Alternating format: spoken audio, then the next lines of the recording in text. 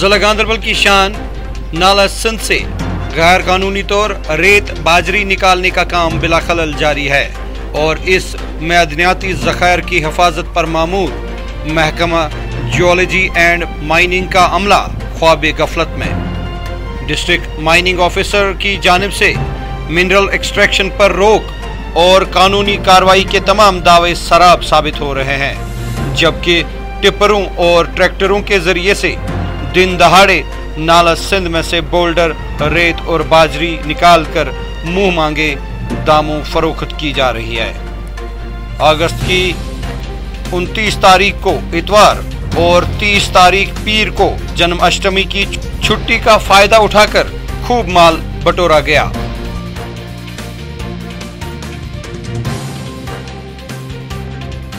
देखिए इस ज़िमन में जमीनी हकायक पर मबनी ग्लोबल न्यूज लाइन की ये रिपोर्ट। आदाब नाज़रीन, आप देख रहे हैं ग्लोबल न्यूज लाइन और मैं हूं आपके साथ शाह एजाज। इस वक्त मैं खड़ा हूं नाला सिंध के एक किनारे पर। आप मेरे पीछे अगर नज़ारा देख पाएँ तो ये नज़ारा आपके सामने मैं ला रहा हूं। यहाँ पे आप देखें कि कितनी गाड़ियां, ट्रैक्टर और बाकी जितनी भी व्हीकल्स हैं इस नाला से रेत, बाजरी और दीगर मादनियात निकालने के काम में इस वक्त मसरूफ़ है। यहाँ पे ये बात काबिल ज़िक्र है कि महकमा जियोलॉजी एंड माइनिंग जो इस असासे की देखरेख के लिए बनाया गया है, उनके बुलंदबांग दावे ये कह रहे हैं कि उन्होंने मिनरल्स का एक्सट्रैक्शन नाला सिंध से मुकम्मल तौर पर रोक लिया है। लेकिन आपके स्क्रीन पे, आपके सामने मैं आपको ये नज़ारा दिखा रहा हूँ जहाँ पर आप देखें अनगिनत गाड़ियाँ इस वक्त रेत, बाजरी और दीगर मादनियात निकालने की कोशिश में लगे हुए हैं, मसरूफ़ हैं और दिन दहाड़े ये काम हो रहा है।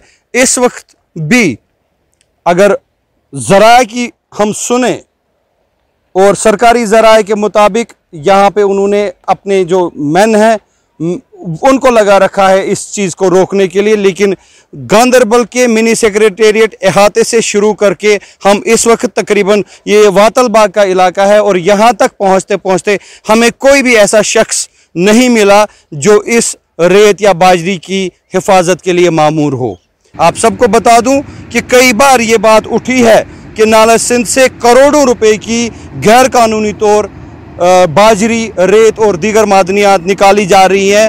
हालांकि 2 साल कबल हमने देखा कि सरकार ने एक पॉलिसी जो है चेंज करते हुए ठेकेदारान के हवाले इस नाला सिंध को किया था, लेकिन वो ठेकेदार ज़रूरी कागजात भरने से अभी तक कासिर हैं। अभी तक उनके पास NOC नहीं है जो एनवायरनमेंटल डिपार्टमेंट की जानिब से आती है। इस वजह से उन ठेकेदारों का काम तो रुक गया, लेकिन गैर कानूनी तौर जो इस रेत और बाजरी के कारोबार में मुलव्वस है उन पे कोई लगाम नहीं कसी गई है, उनको किसी किस्म की कोई रोक टोक का सामना नहीं है। आपके सामने बार बार मैं आपको बता रहा हूँ कि नाला सिंध का ये हाल आप देखें कि कितने बड़े बड़े खड्डे यहाँ से किए गए हैं, किस तरह से गैर कानूनी तौर और अनऑर्गेनाइज्ड तरीके से रेत बाजरी निकाली जा रही है। आप अगर देखें कि नाला सिंध का पूरा नज़ारा आपके स्क्रीन पे आप देख सकते हैं और उसके उस साइड में आरिस का इलाका पड़ता है और इस साइड में वातल बाग, ये वाहिदपुरा और यहाँ से आगे लार का इलाका पड़ता है और इस इलाके में रेत और बाजरी निकालने का काम बिला खलल अभी भी जारी है। महकमा के बुलंदबाग दावे और वो किस तरह से सराब साबित हो रहे हैं वो आपके स्क्रीन पे आप खुद देखिए।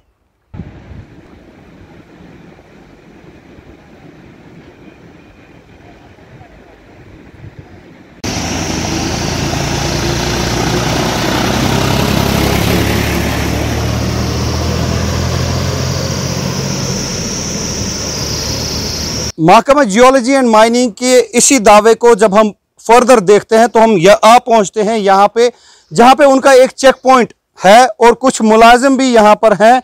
हालांकि उन मुलाजिमों का ये कहना कि वो डेली वेजर हैं, उनका कोई सीनियर साथी अभी यहाँ पे है नहीं, लेकिन तब भी मैं आपको दिखा दूँ ये एंट्रेंस है। मेरे राइट हैंड पे आप देखें कि यहाँ से गाड़ियाँ, ट्रैक्टर और जितने भी व्हीकल्स हैं जो ये गैर कानूनी तौर यहाँ से रेत बाजरी निकालने का काम करते हैं, यहाँ से जाते हैं और यहाँ से वो नाला सिंध में दाखिल होते हैं और नाला सिंध से मटेरियल निकालने के बाद इसी रास्ते से वो अपनी अपनी मंजिल की तरफ बढ़ते हैं। यहाँ पे जो महकमा दावा कर रहा है कि चेक पॉइंट है, वहां पे सड़क भी खोदी गई है, कट किया है सड़क को, लेकिन वो सड़क हमें कट हुई कहीं पे दिखाई नहीं दे रही है। हालांकि जब हम इस रोड को देखते हैं तो अच्छी खासी तादाद इस वक्त टिप्पर और ट्रॉली लगी हुई ट्रैक्टर्स की भी है, जो इस वक्त दिन दहाड़े इस नाला सिंध से गैर कानूनी तौर रेत और बाजरी निकालने का काम जारी रखे हुए हैं।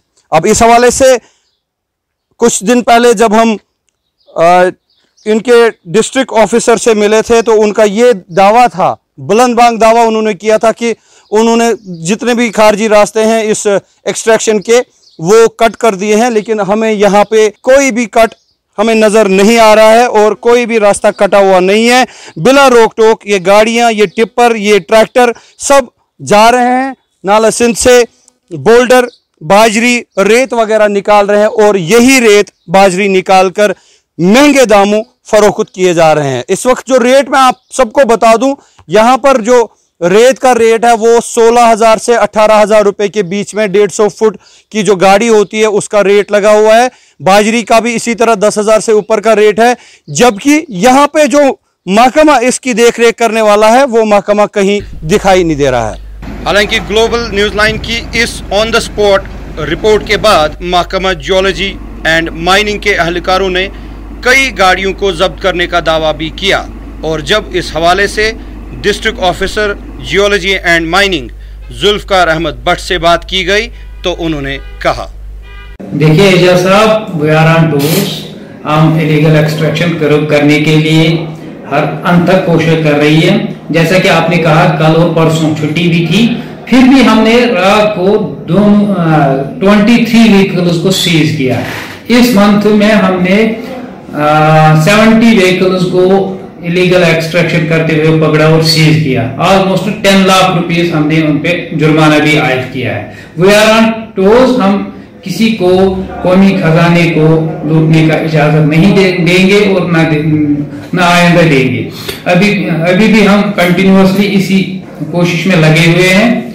हमने ये जो सिंध नाला यहाँ से बह रहा है, इसको हमने कुछ दिन पहले हमने पूरा इसको कट किया हुआ था। कल चूंकि 2 दिन छुट्टी थी, इसमें आई थी गाड़ियां कुछ, इसमें दिन को निकले थे, लेकिन फिर भी हम वापस आ गए और शाम को हमने इनको सीज किया और 23 व्हीकल्स को इन 2 दिनों में हमने सीज किया है।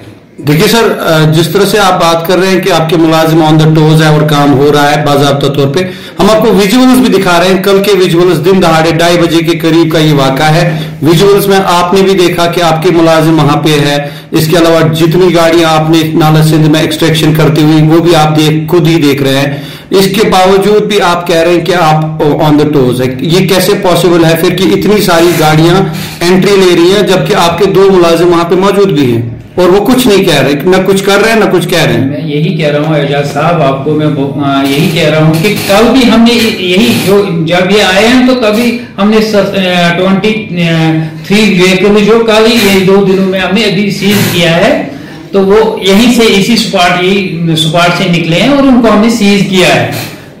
तो इस सिलसिले में इतना ही कह रहा हूं मैं कि हम किसी को इजाजत नहीं दे रहे हैं। आज अगर आप जाएंगे, आज उस स्पॉट पे जाएंगे या उस साइड में जाएंगे, आपको एक भी गाड़ी नहीं मिलेगी, क्योंकि हमने पूरा बाज़ाब्ता सभी मुलाजिमों को उधर ही खड़ा रखा है। तो ये क्या आप ये दावा कर सकते हैं कि आज, जैसे आप खुद ही कह रहे हैं, आप चैलेंज कर रहे हैं कि अगर इस वक्त हम जाएं तो वहां एक भी गाड़ी नहीं मिलेगी, क्या आने वाले संडे को भी ऐसे ही होगा? नहीं, हम श्योर दे रहे हैं आपको नहीं होगा, क्योंकि हम टोज पे है, तो हम किसी को इजाजत नहीं देंगे। इससे पहले भी कुछ माह कबल हमने आपसे बात की थी और इन्हीं चीजों पे जो है बात चली थी और आपने एश्योर किया था कि मिनरल एक्सट्रैक्शन की किसी को इजाजत नहीं दी जाएगी, कोई जो है इस तरह से चोरी नहीं कर सकता, लेकिन तब भी ऐसा आज तक हुआ। 10 लाख रुपए जो आप कह रहे हैं कि आप बतौर जुर्माना हासिल कर रहे हैं, इसका मतलब काम तो चल रहा है। जो कोई निकल रहा है, मतलब कहीं से भी निकलेगा। आपने जब बोला कि इधर हमने इसको रास्ते भी काट किए थे तो ये बंद था पूरा।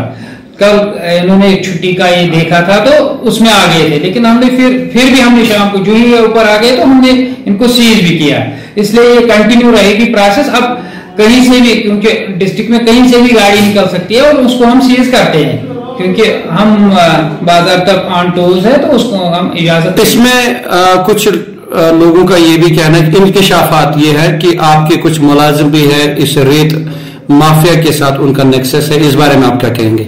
अगर कोई हमारे पास आएगा शिकायत लेकर, हम कानूनी कार्रवाई उनके खिलाफ करेंगे।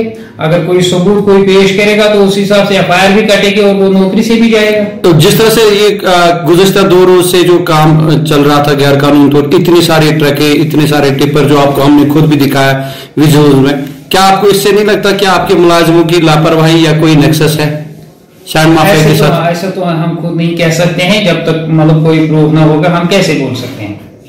अगर कोई प्रूफ होगा हमें, हम एक्शन लेंगे। चलिए, बहुत बहुत शुक्रिया, थैंक यू।